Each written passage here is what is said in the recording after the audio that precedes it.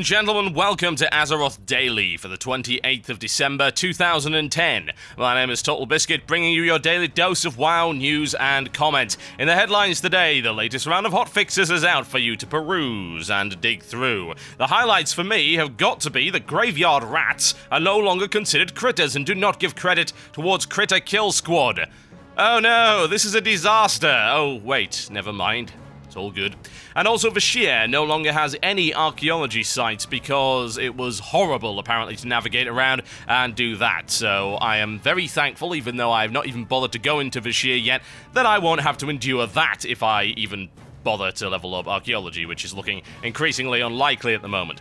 Ghostcrawlers released a fairly lengthy post regarding upcoming class balance changes in both PvP and PvE. I would highly recommend that you go and have a look at it so that you know exactly what's going to be going on with your class in the near future. There are so many changes I don't really want to cover them, honestly, but they are talking about maybe buffing mage PvE damage in Fire and Frost specs, so hey, I can be happy about that, I guess. But there you go, they're nerfing Frost mages in PvP though, at least they're discussing it, because apparently Frost Nova and Ring of Frost are a little bit OP. I actually wouldn't disagree with that. Ring of Frost does seem to be ridiculous in PvP from what I've seen of it. European community news has come out today, folks, including a wide variety of interesting things. The Italian viewers amongst you might want to head over to battlecraft.it, which has got an article about successfully running a guild, and also congratulations to the Finnish site Goblin Explosives Network, who are celebrating their 3rd birthday. There's also a new movie out by Mindflame called Arthas Opens His Christmas Presents. You might want to go and have a look at that one before it becomes irrelevant. Also a roundup of comics and some reasonable threads to have a look at on the European forums. And with that, it's time for your daily blues. Everybody loves Magical Zahim because the post that he leaves are ever so zarky. I know it's a half rhyme, but nothing rhymes with Zahim. There probably is something. You can leave it in the comment section below this video. Whatever the case, Zahim is laying down the law. He is the lawgiver.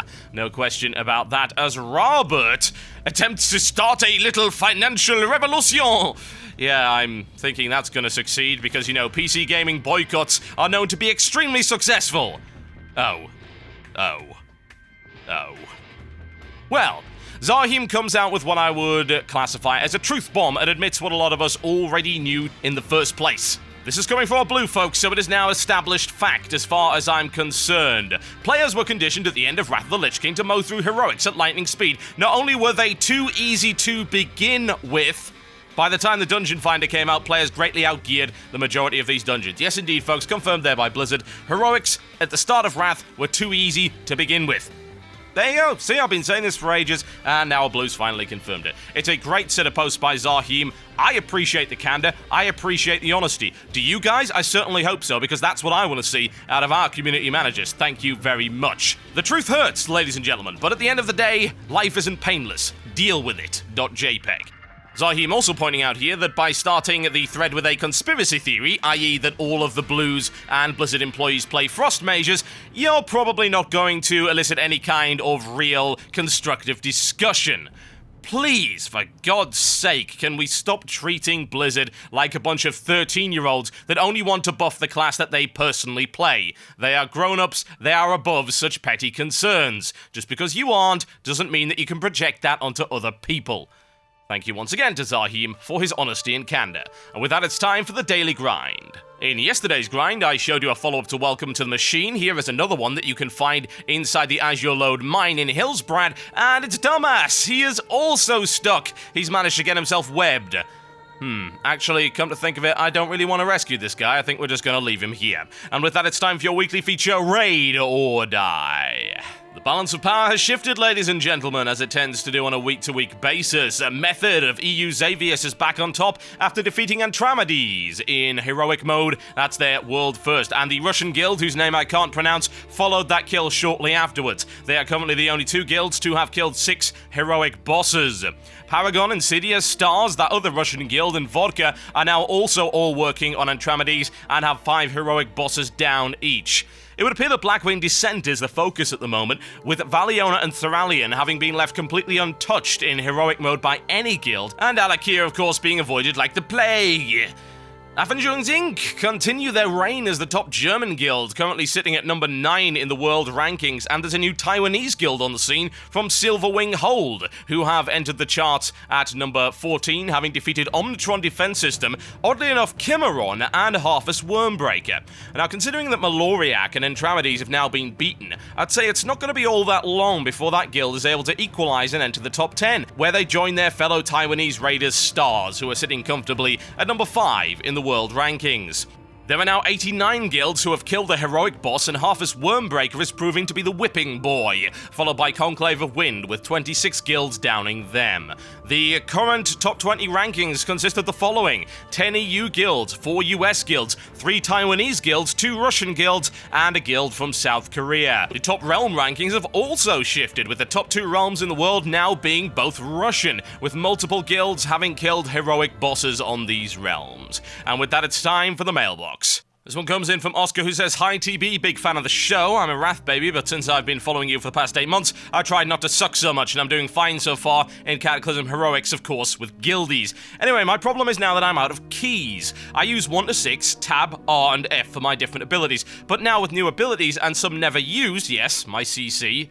Ooh, well, maybe you've got another CC'er. Or maybe you're terrible.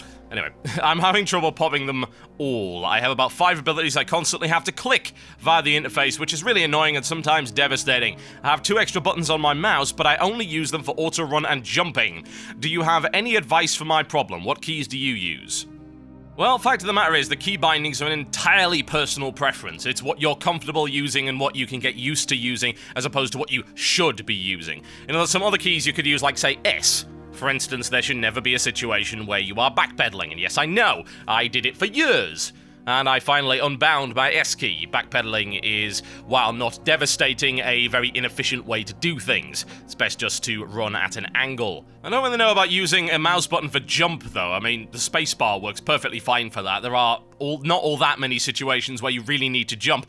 Whatever the case, what you need to do is use key modifiers. You need to start using Shift and 1, Shift and 2, or Control and 1, or Alt and 1, things like that. What I would recommend, if you're not using it already, is a mod called Bartender 4, the link for which is in the description below this video.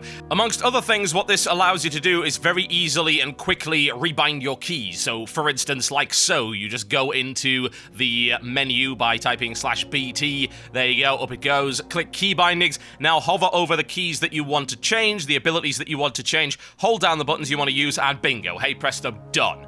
So stuff like the shift modifier is a good one to start with. Say you've got an ability that you might use in rotation with another one, or it might be a priority order. For instance, you cast this, you get a proc, and then you use another one. Bind that one to the same key as the ability you're spamming, but put a modifier on it. So a prime example would be if you're a fire mage, spamming Fireball on, say, the 2 button, put Pyroblast on Shift 2.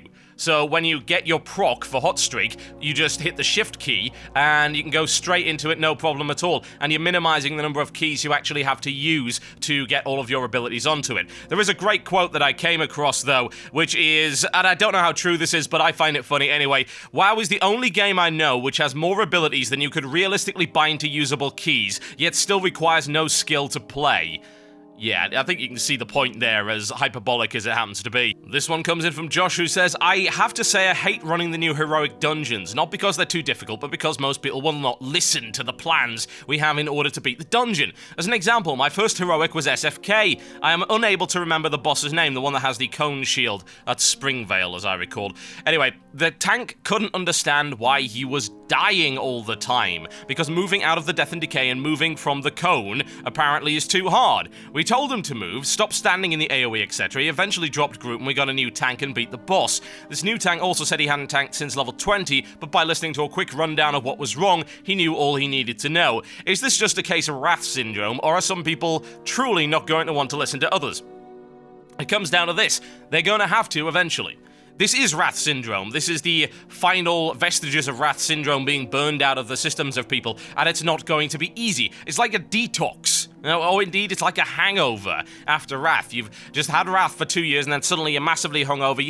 You don't want to stop drinking the Wrath juice, but you have to stop drinking the Wrath juice, because otherwise you will just die a horrible, painful death. You have to come down from it, you got to detox, and you've got to sober the hell up and get better at the game. And yes, people will do it. There will be resistance. There will continue to be resistance, but eventually people will, because purple fever and the desire to get hold of gear eclipses all of those petty concerns of theirs and the things that have been drilled into them over the past couple of years, these incorrect principles about playing the game badly. Okay, folks, that's it for this episode of Azeroth Daily. Thank you very much for watching. I would just like to quickly remind people that if you're not doing anything on New Year's Eve, and I know I'm not because I can never be bothered, I'm going to be doing a 4-hour spectacular countdown to the new year with Blue Please over on cynicalbrit.com. It's also to make up for the missed shows that I've had due to software instability. So if you've got nothing better to do, then feel free to tune in at 8 p.m. GMT over on cynicalbrit.com on Friday, and it will also be available